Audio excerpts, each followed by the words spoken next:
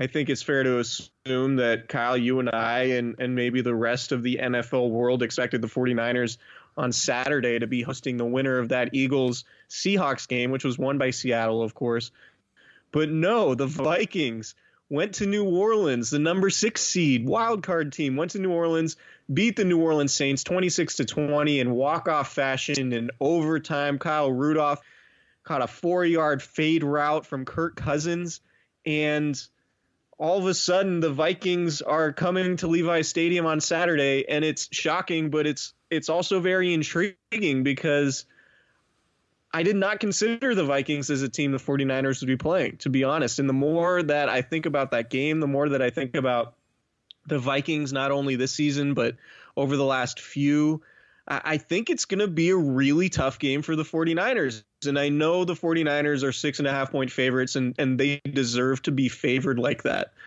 But I know the Ravens defense is good, and I know the Saints defense was good, although they didn't play that well, of course, when the Niners played the Saints and hung 48 points on them.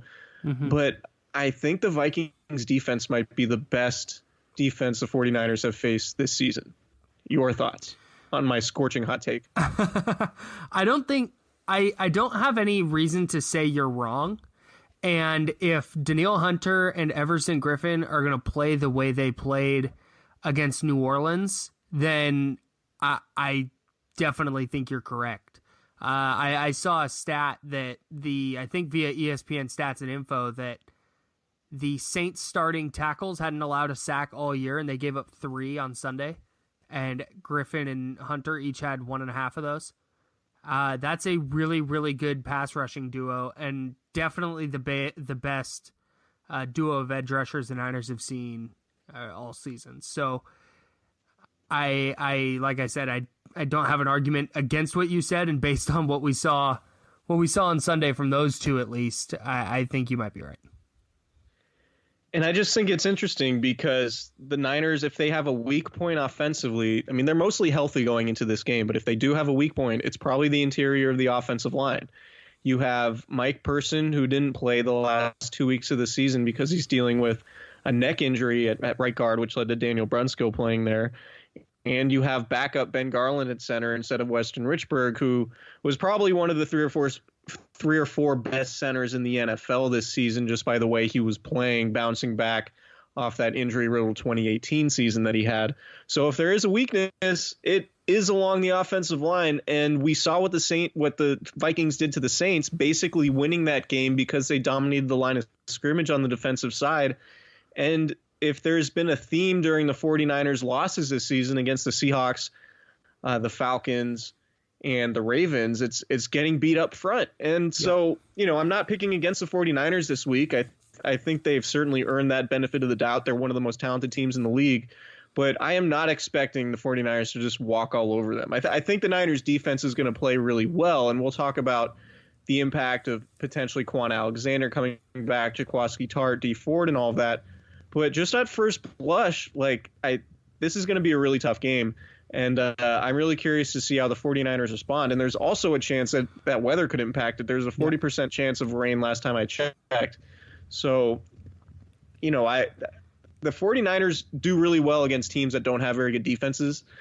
The Vikings have a very good defense, and Mike Zimmer might be coming off the best game that he's ever coached, at least in his 6 years as Minnesota's head coach and essentially their defensive coordinator.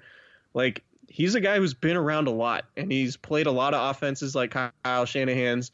They run an offense a lot like Kyle Shanahan's, and in many ways, the Vikings are really similar to the 49ers just in how they're built and how often they rely on the running game, play action. Kirk Cousins, obviously, who Kyle Shanahan really likes, does a lot of the things that Kyle Shanahan would want to do in his offense, and him and Jimmy Garoppolo are having very similar seasons in terms of overall statistics. But what do you think about what Cousins did, and did it change your opinion of him as a quarterback, the fact that he was finally able to win a big game in a key moment like that?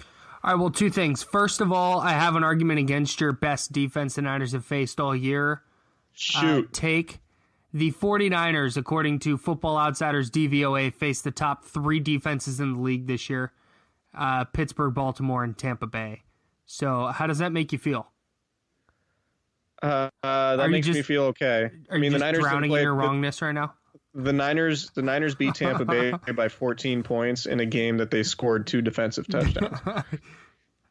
Yes. And they probably should have lost to the Steelers. I mean, I guess, but DVOA says those are the top 3 defenses. So ipso facto, not the best defense the Niners have played all year. Read the spreadsheet. As far as Cousins goes, he didn't do anything yesterday that I didn't know he could do. Like, does that make sense? Like, yeah, it's not like he has this history of just crumbling and being horrible in these big moments. I know he's 0-9 on Monday Night Football, but it's not like his stats in big games are dramatically worse or something like that. He just always has bad things happen to him, and he nearly did again on Sunday when the Saints got the ball back with just under 2 minutes left and a chance to score a touchdown.